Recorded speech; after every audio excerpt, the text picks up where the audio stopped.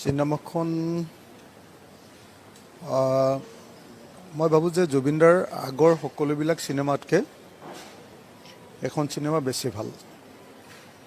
যদি টেকনিকেলি মই ক'ব খোজোঁ, আগৰ সকলো চিনেমাতকৈ এখন বেছি ভাল। তেখেতৰ বেষ্ট ফিল্ম বুলি মই ভাবোঁ। আৰু গোটেই চিনেমাখন বেছিকেলি গীত হয় আৰু তেখেতৰ জীৱনটোৰে এটা প্ৰতিফলন। তেখেতৰ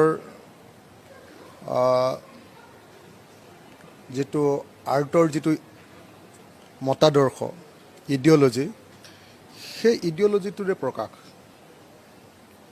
যে শিল্প, গান, নাচ, শিল্পী এইবিলাক কোনো শাসকৰ কাৰণে নহয়।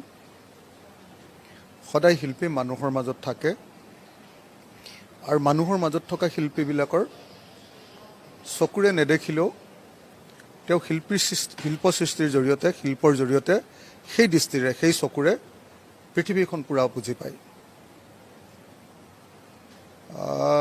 চিনেমাখন চাই থাকোঁতে মাজে মাজে কান্দিবলগীয়া হৈছে। মই দেখিছোঁ বেছিভাগ আপোনাৰ দৰ্শকে কান্দিছে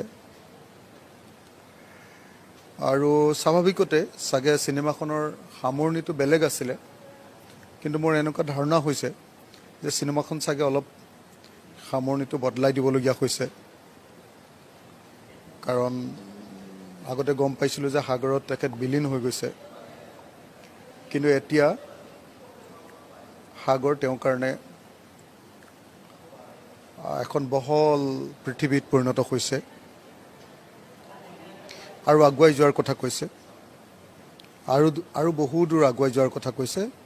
আৰু আমাৰ অসমখনো চাগে তেনেকৈ আগবাঢ়ি যাবৰ কাৰণে জুবিন দাই এটা মেছেজ দি গৈছে। এইখন এখন চিনেমা নহয়, এইখন অসমৰ সাংস্কৃতিক জগতৰ হিষ্ট্ৰী, জুবিন দাৰ হিষ্ট্ৰী, আমাৰ যুগৰ আটাইতকৈ ডাঙৰ শিল্পীজনৰ ইতিহাস আৰু জীৱন, ৱে অফ লাইফ, জীৱন যাত্ৰাৰ প্ৰকাশ, ৰিফ্লেকশ্যন। মই ভাবোঁ যে প্ৰত্যেকজন অসমীয়াই এই চিনেমা চাব। এই চিনেমা মইতো ভাবোঁ যে অহা জনমে জনমে অসমীয়া মানুহে কোনোবা এটা হলৰ ভিতৰত হ'লেও, এদিন হ'লেও আপুনি দেখিব কোনোবা এটা একদম ভিতৰুৱা হলত হ'লেও সদায়, বা গুৱাহাটী চিটিৰে কোনোবা সৰু হল এটাত হ'লেও সদায় গোটেই জীৱন জুৰি এই চিনেমাখন চাই থাকিব। কাৰণ এই চিনেমাখনত অসমীয়া মানুহৰ ভৱিষ্যতৰ জীৱনটোৰ পূৰা দৰ্শন লুকাই আছে। এই চিনেমাখনে আমাক আগবঢ়াই লৈ যোৱাত সহায় কৰিব। মই প্ৰত্যেকজন অসমীয়াক জুবিন দাৰ প্ৰতি শ্ৰদ্ধাঞ্জলি জনাবৰ কাৰণে, ট্ৰিবিউট দিবৰ কাৰণে, অসমৰ সংস্কৃতি আৰু সংস্কৃতিৰ যাক কয় আৰু সংস্কৃতি যাক কয়, জ্যোতিপ্ৰসাদে যিটো ভিতৰৰ সংস্কৃতি আৰু বাহিৰৰ সংস্কৃতি দুয়োটা একে বুলি কৈছিলে।